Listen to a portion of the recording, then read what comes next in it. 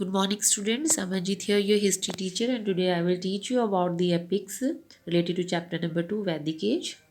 So, there are two epics, one is Ramayana, another one is Mahabharat. Ramayana was the main work of Maharishi Valmiki, and Mahabharat was the work of Sikh Vyasa.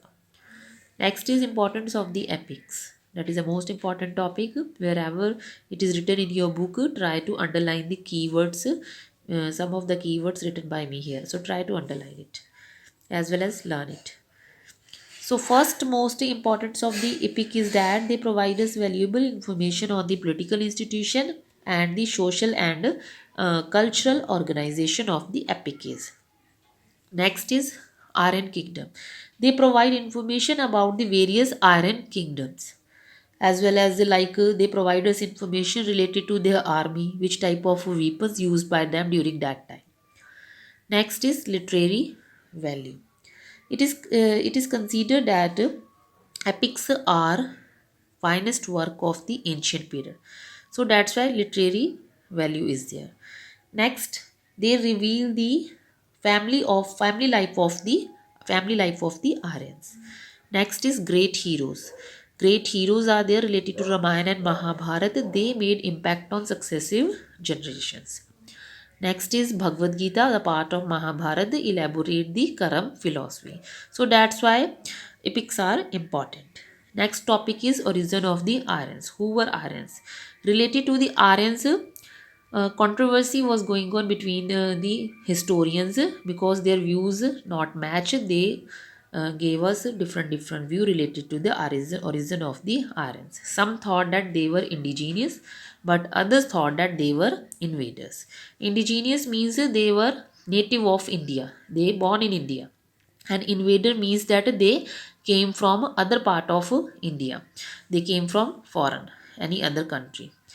So some of the views of historians written by me, like some thought that they are indigenous. Indigenous means native of India. Other thought like Bal Gangadhar Tilak. He thought that the origin home of Aryans was the Arctic region. A.C. Das, he thought that the origin home of the Aryan was Punjab, Sapt Sindhu, the land of seven river. Then Professor Max Muller, he thought that Aryans was not the native of India. He came from Central Asia. They migrated from Central Asia to India. So this theory, Professor Max Muller's point of view, his theory was accepted by number of historians because he provides us valuable reasons related to that view that they came from Central Asia.